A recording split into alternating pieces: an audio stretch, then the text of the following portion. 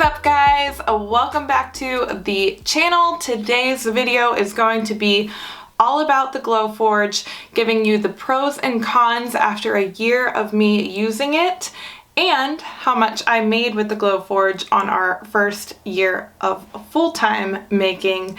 So if you're new to the channel, welcome. My name is Emily. I am the owner of Southwood Design, and I make wood art and wood signs right from my home right here. So please subscribe, that way you can get all the info and follow our art journey.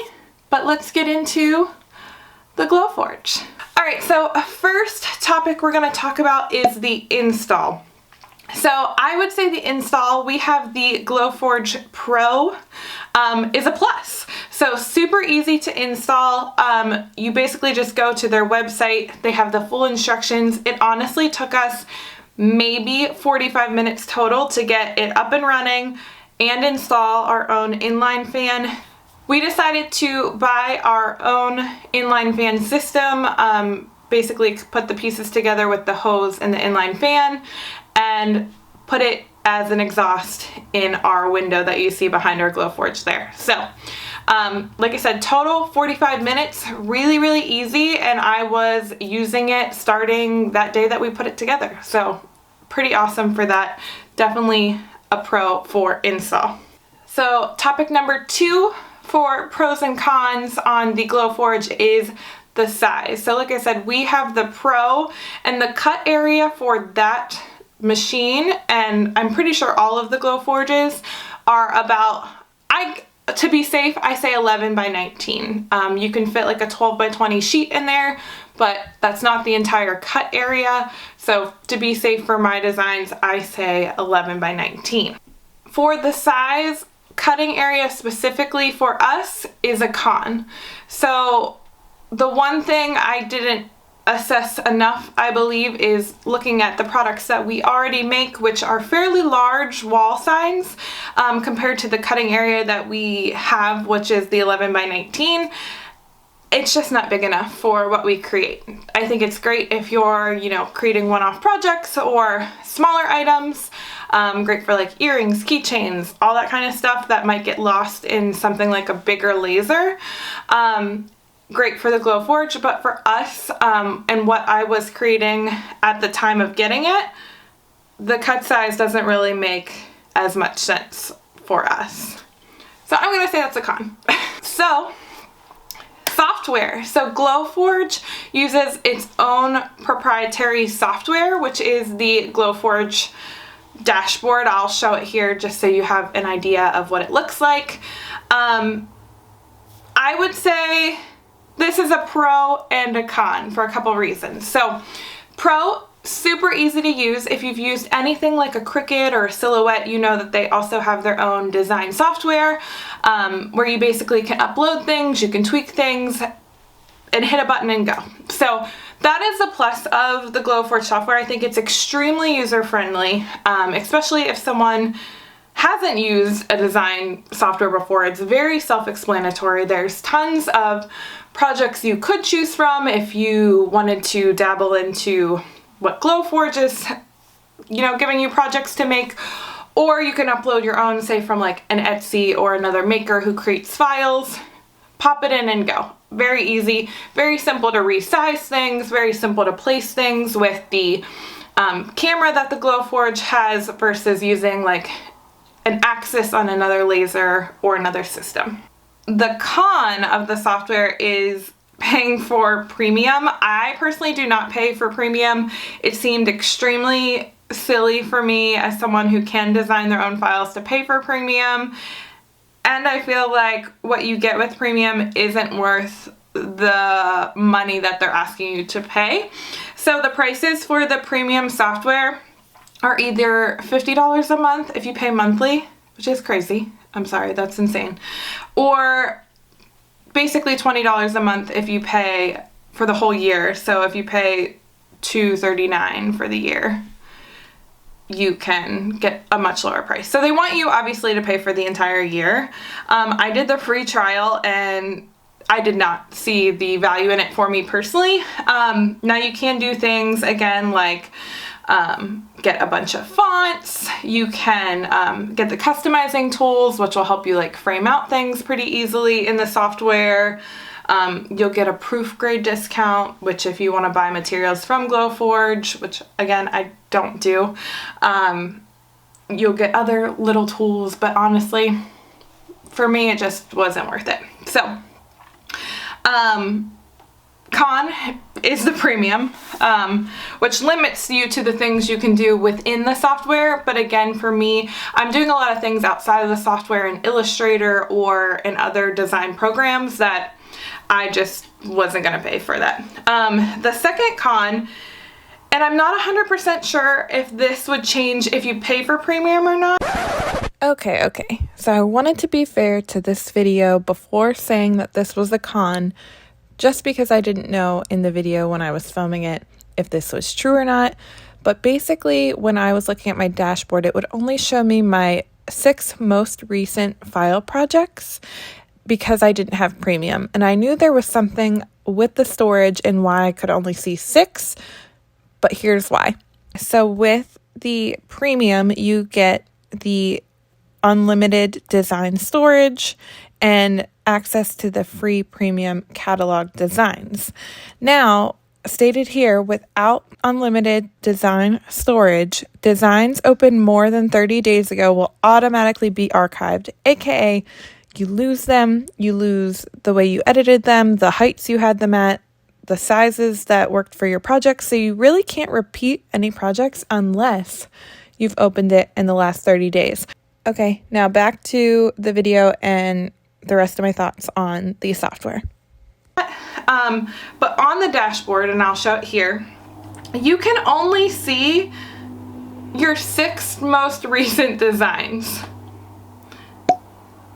So basically, you can only go back to like 6 projects at a time, which again, say you make something and a couple months later you want to make it again, you don't have that file size the same, you don't have it placed the same, unless you keep it within those 6 most recent files. So I try and do that, especially so right now you're gonna see the glimpse of like my Christmas fall. So I keep a lot of things in the same like design space because I don't want to lose it. And I think it's silly that you lose it. Now again, I don't know if that changes if you pay for premium or not, but like the fact that I do lose it and I can't like replicate it past those 6 is just like a flaw in the software. I'm sorry. I think it's really stupid. But again, if you pay for premium, if you want to pay $200 something to see your projects more than 6 at a time, go for it. But for me, I've just found a way to do it on the back end where I just label the heights of what I'm using and then go from there. So that's kind of my workaround for not paying for it and getting my projects to be pretty similar. So, speed of the Glowforge. Now, I will preface, the Glowforge is the only laser I have used, so I can't speak from like user experience, but I'm gonna speak off 1, what I've heard within the makerspace, and then 2, what I know about this machine versus competitors, and talk about the speed. So the speed is gonna be a con. Again, if this is something that you are using as like a hobby laser, or you're making very small things, cutting, not engraving a ton, I think this laser is totally fine, totally doable. Great place / space to fit it in. Like the fact that we can fit it in a spare craft room is really nice. But the speed of it, so the Pro comes with a 45 watt tube. So when you're running the Glowforge on full power, it is at the 45 watts. Now, other competitor lasers, things like that, can go anywhere from like 80 to 100 watts. I've seen some even a little over 100. So imagine the power between a 45 and a 100. The Glowforge is going to run at max capacity, not as well as some of those other lasers. So a lot of the things that I'm cutting are running at that full power. So if I were running another laser on another software, it might be at like 50% capacity. And the speed, again, when engraving, is a lot slower, I've seen and heard from other makers, than some of the other competitors. So again, with the speed, engraving is going to be something that takes a while. I'll just give a per example. So I do sell some files on Etsy for lasers, and I had a customer reach out to me. One of my designs to engrave on a 16-inch round was taking her 3 hours. I put it into my Glowforge, was also getting the same results with some of the settings that I was putting in. There's a few hacks that you can get around it, like changing your lines per inch, that kind of thing. But I basically had to tell her, like, hey, this is what your machine can do, and it's probably going to take you like 2.5 to 3 hours, even with tweaking a couple of those settings. So just keep that in mind, especially when you are doing larger projects. It's just something that you can't get around. It's the capacity of the machine. So I'm going to say speed and like power is a con. All right, and so my last one is more of a personal experience. I've heard mixed reviews, but customer service with the Glowforge. So Glowforge has a very big presence on socials. I feel like they do a lot of like marketing for the Glowforge, but when it comes to customer service, nightmare. So luckily I haven't had too many issues with my Glowforge in the first year and a half. So we got this back in May 2021. So I've technically had it for like a year and a half, but this is my first full year of using it.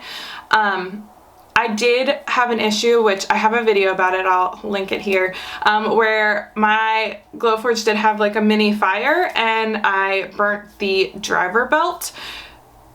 To contact them to get like a replacement shipped was like so annoying, so insane. I called them, they have a phone number, I called them within business hours.